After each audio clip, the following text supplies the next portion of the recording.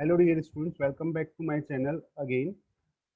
In the previous two lecture, I have discussed the impact of jet on the stationary plate and the impact of jet on the moving plate. Now we are going to discuss some numerical with respect to these two topics. So the very first numerical is related to the stationary plate that is perpendicular to the jet. So the question is like this: a jet of water 75 mm in diameter issue with a velocity of 30 meter per second and impinges on a stationary flat plate which destroys its forward motion. Find the force exerted by the jet on the plate and work done. So diameter of jet is given to you, that is 75 mm. You have to convert this 75 mm into meters, so that will be 0.075 meter. The velocity of jet, that is the absolute velocity of the jet with which it is striking on the stationary plate, that is v equals to 30 meter per second. The force, first part is the force exerted by the jet on the stationary vertical plate. So the formula of the force is F equals to rho a v square. This formula I have already told you in my first lecture. So in this formula, put the value of density of water, that is 1000 kg per meter cube. A, area of jet, that will be pi by 4 d square. Put the value of this d in this formula and you will get the area, that is 0.004418 meter square. So F equals to 3976.2 Newton. Now the second part of this question is work done. So I have already told you that whenever the plate is stationary and jet is striking on the stationary plate, there will be no work done. So for this question, as the plate is stationary, the work done is 0. Okay, so this numerical is over. Now the second numerical. This numerical is related to the plate that is inclined to the jet at certain angle.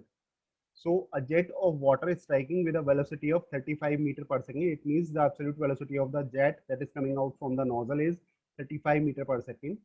A flat plate inclined at 30 degree. It means the plate with to which the jet is striking, it is making the angle of 30 degree. If the area of cross section is 25 centimeter square, it means the A is given to you. The value of A is given to you, that is 25 centimeter square. You have to determine the force exerted by the jet on the plate. It means you have to find out the value of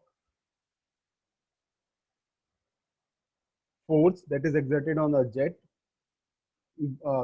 by the jet on the plate. Second is the component of force in the direction normal to the jet, normal to the jet.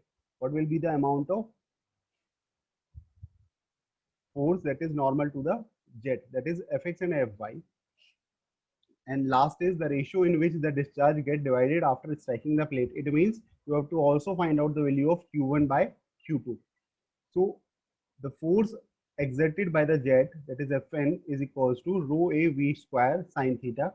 Rho is 1000, a is 25 into 10 to the power minus 4. I have converted it centimeter square into meter square into v square, that is 35 meter per second, the value of v, and sine theta, theta is 30 degrees, so we will put this value and we will get 1531.25 Newton. Now we have to find out the component of force. So the component of the force will be in x direction, it will be Fx equals to F sine theta. So put the value of this F in this equation, and sine theta is sine 30 degree. So you will get the value of Fx, that is 765.625 Newton, and Fy equals to F cos theta is equals to, putting the value of F and theta in this equation, you will get the value of Fy, that is 1326.1 Newton. Now the third part of this question is the ratio in which the discharge get divided after striking the plate, that is Q1 by Q2. So the formula of the Q1 by Q2, I have already discussed it in the first lecture of impact of jet. So Q1 by Q2 equals to 1 plus cos theta divided by 1 minus cos theta. Put the value of cos theta in this equation and you will get the value of Q1 by Q2. So it will be 13.925. So if you know the formula, you can easily determine the value of various forces, ratio of discharge. Next numerical is related to the jet that is striking on the curve vane, on the curve vane, and the curve vane is also stationary. So the jet of water of 20 mm diameter, it means diameter of the jet is 20 mm, and the moving at 15 meter per second. It means the absolute velocity of the jet is 15 meter per second. It's striking upon the center of symmetrical vane. It is a case of symmetrical vane, so that's why it is theta and it is also theta here. After impingement, the jet gets deflected through 160 degree by the vane. It means this 160 degree is the angle of deflection, this angle. So presuming vane to be smooth, first you have to determine the force exerted by the jet on the vane, and second the ratio of velocity at outlet to that at inlet if actual reaction of the vane is 127. It means the reaction is given to you this in this question. So the force exerted by the jet F is given by, you have to take this figure. Angle of deflection is equals to 180 degree minus theta. So what will be the value of theta? So theta is equals to 180 degree minus 160 equals to 20 degree. So the value of theta is 20 degree. For smooth vane, the theoretical force exerted by the jet on the vane is, the value of the force exerted by the jet on the symmetrical vane is given by F equals to rho A V square 1 plus cos theta. So you have all the values, that is rho is 1000, A is pi by 4 d square, d is already given to you in the question, that is 20 mm, you have to convert it into meter, into V square, V is 15, so put this 15 instead of this V, and theta is equals to 20 degree, so 1 plus cos 20 degree. So you will get the value of force, and the value of the force will be 137.1 Newton. Now the next part of this question is the ratio of velocity at outlet to the inlet. It means you have to find out the value of V2 by V1. And the normal reaction is given to you as 127 Newton. Okay. Now for calculation of this, what we have to do, if the vane is not smooth, then outgoing velocity at the vane tip is less than the incoming velocity. Less than the incoming velocity. It means if V1 is coming, this one 15 meter per second, if vane is not smooth, it is coming out with a velocity V2, and the value of this V2 is less than this V1 due to friction. So what we can write, V2 by V1 equals to K, where K is less than 1, because V2 is less than V1. So value of K is less than 1. So I have already discussed that if we take the friction, then this formula becomes F equals to rho V square 1 plus K cos theta.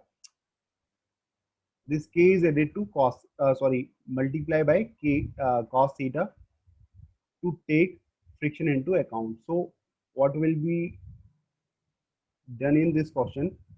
F, instead of this F, we have to put the normal reaction value, that is 127 Newton, that is already given in the question. Rho is 1000, A is pi by 4 d square, and the value of d is 0.02, V is 15, V1, and 1 plus K cos 20 degree. And the value of K can be determined from this equation, and the value of the K is K equals to 1.796 minus 1 by 20 cos 20 degree, that is 0.847. So what is K? We have already discussed that K is the value of V2 by V1. So this is asked in the question, the ratio of velocity at outlet to the velocity of inlet. it means V2 by V1. So the value of V2 by V1 is 0.847. I think this question is clear to you. Now moving towards the next question. So next question is now related to the jet plate moving with the jet. So this is a case of moving plate. A 75 mm diameter jet having a velocity of 30 meter per second strikes a flat plate. It means the diameter of the jet is 75 mm converted into meter. Absolute velocity of the jet is 30 meter per second. It is striking a flat plate. Normal of which is inclined at 45 degree. It means it is a case of plate moving with the jet and it is having some inclination with respect to this jet, and that is 45 degree. So you have to find out the normal pressure on the plate. We have two cases in this question. First case, when the plate is stationary, it means you have to consider that the plate is not moving and it is at the inclination of 45 degree. In the second part, you have to consider that when the plate is moving with a velocity of 15 meter per second, it means now the plate is moving with a velocity of 15 meter per second. That is the value of u. So also determine the power and efficiency of jet when the plate is moving. So you have to find out the power and efficiency. So diameter of the jet is given to you as 75 mm, converted into meter, 0.075 meter. So you can easily determine value of area. Area is equals to pi by 4 into 0.075 square, that will be 0.004418 meter square. The angle between the jet and the plate will be 45 degree. And the velocity of the jet, absolute velocity of the jet will be v equals to 30 meter per second. It is already given in the question. Now the very first part, when the plate is stationary. So when the plate is stationary, the normal force on the plate will be Fn equals to rho a v square sine theta. So put all the given values, you will get the value of this Fn, and Fn will be 2811.6 Newton. Now the second part of this question is the plate is moving with a velocity 15 meter per second, and you have to calculate the power and efficiency. So this is the second part of this question. As the plate is moving, I have already discussed the normal force is given by Fn equals to rho. Instead of V as in a stationary plate, you have to remove it by V minus U. It means you have to take relative velocity. So V minus U whole square sine theta. The value of U is given in the question as 15 meter per second. So put all the values in this formula and you will get the normal force as 702.9 Newton. Now, if the plate is moving, then it will do some work. It will do some work. So you have to calculate the amount of that work. So for that, work done per second by the jet will be given by Fn into U. So sorry, this is Fx. This is Fx. This is not Fn. This is Fx. So Fx equals to Fn sine theta, and this will be 497 Newton. So work done will be Fx into U. That will be the value of Fx is 497, U is 15. So multiplying it by multiplying together, we will get 7,455 Newton meter per second. This is the work done per second. And if we find out the power, then we have to divide it by 1000. So power of the jet is given by work done divided by 1000. That will be 7.455 kilowatt. So this is the amount of the power of the jet. This is the first part which we have to calculate. Now we have to calculate the efficiency. The efficiency of the jet is given by work done on the plate divided by kinetic energy. Work done on the plate is given as 7,455 Newton meter per second. We have already calculated it. And what will be the amount of kinetic energy? The kinetic energy will be half mv square, and the value of m is rho a v.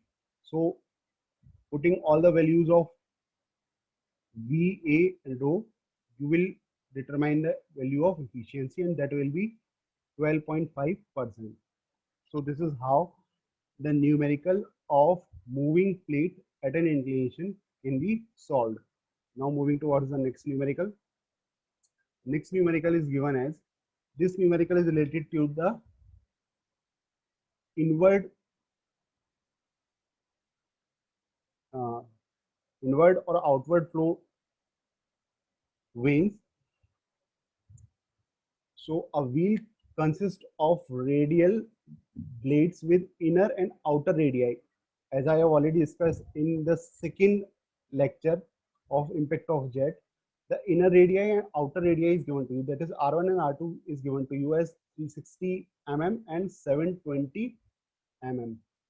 Water enters the blade at the outer periphery with a velocity. It means the absolute velocity of the jet is 60 meter per second, and the supply jet makes an angle of 25 degree with tangent to wheel at inlet tip. Water leaving the blade have a flow velocity of 12 meter per second. It means the flow velocity is given to Vf is given to you if the blade angle at the entrance and exit, blade angle at the entrance and exit is 40 degree and 30 degree respectively. You have to find out the work done per Newton of water. Second, speed of the wheel, that is you have to find out the value of n, and you have to calculate the efficiency. So how this question can be solved? So let's discuss. So this is the case of inward vane. So this is the outer radii, this is the inner radii, and this is the inlet velocity triangle, this is the outlet velocity triangle that I have already discussed you with in my second lecture of impact of jet. So according to this diagram, what value is given to given in the question, that is inlet velocity triangle alpha. Alpha is given to you as 25 degree. This one alpha is given to you as 25 degree. So and theta, that is blade angle at entrance, that is 40 degree. It is 40 degree, and V1 is also given, that is 60 meter per second, that is 60 meter per second. So taking the inlet velocity triangle, what will be the value of Vf1? What will be the value of Vf1? Vf1 is what? This BD. This BD is Vf1. So taking the taking this triangle BAD, Vf1 is equals to V1 sine alpha. V1 is given to you as 60, alpha is given as 25 degree. So you can easily find out the value of Vf1. Vf1 will be 25.36 meter per second. Now, next step of this question is to determine VW1. Actually, what we have to do, first of all, we have to determine all the component of this inlet triangle or outlet triangle, and then we will determine the work done. So VW1, for VW1, you have to calculate again taking this triangle BAD. So VW1 equals to V1 cos alpha. V1 cos alpha. So V1 is 60, cos alpha, it will be 54.38 meter per second. Now what you have to do, you have to find out the value of this U1. So for calculation of U1 equals to VW1 minus Vf1 divided by tan theta. Actually, we have put the value of tan theta here. VW1 minus U1, VW1 minus U1, this value of this CD and Vf1 and Vf1. So we have taken this triangle BCT. So U1 equals to 24.16 meter per second. So all the components are known to you. Then you have to find out the value of other component at the outlet triangle. So for that outlet triangle, phi is 30 degree. That is given in the question, that is 30 degree. Vf2 is also given to you in the question, that is 12 meter per second. So as we know that U equals to U1 equals to omega R1 and U2 equals to omega R2. This is the value of U1 and U2. So from this, we can write this equation U2 equals to U1 into R2 by R1, taking the ratio of both the values. So R2 is given to you, R1 is given to you, and U1 we have already determined. So putting all the values, your value of U2 will be 12.08 meter per second. Now we have to calculate the value of VW2. VW2 will be this VW2 equals to VF2. It means this VF2 10 30 degree. We are taking this triangle CDB. VF2 divided by 10 theta, sorry, 10 phi minus U2. So it will be 8.7 meter per second. So this is the value of VW2. Now we can determine the value of work done per Newton, as all the component of this inlet triangle and outlet triangle is known. So for that, work done per Newton of water will be given as 1 by G VW1 U1 plus VW2 U2. We have taken VW1 U1 plus VW2 U2 because beta is less than 90 degree, because beta is less than 90 degree. So VW2 we have calculated here, VW1 here, U1 here, and U2 here. So putting all the values in this equation, we can determine the work done per second per Newton of water, that will be 144.6 Newton meter per Newton meter per Newton. Now the second part of this question is speed of the wheel. Speed of the wheel can be determined. Speed of the wheel, angular velocity, omega equals to U1 by R1. So omega equals to U1 value is known, that is 24.16. R1 is known, that is 0.72 meter. So it will be 38.55 radian per second. And omega is given by 2 pi n by 60. So from here we can determine the value of n. So n will be omega 60 by 2 pi. Putting the value of omega, that is 38.55 radian per second. Here you will get the value of n, and n will be 320.38 rpm. Next, we have to calculate the efficiency. So efficiency will be given by efficiency equals to work done divided by energy supplied by jet. That is equals to 144.6 divided by V1 square by 2G. We have taken it per Newton of water because we have taken work done for the per Newton of water.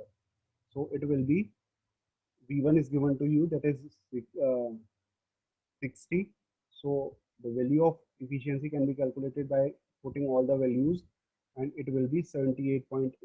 So this is how the numerical of velocity triangle can be solved. So in this lecture, we have discussed the numerical related to the stationary plate as well as the moving plate. I think this lecture is clear to you. So today's lecture is over. Thank you so much and have a nice day.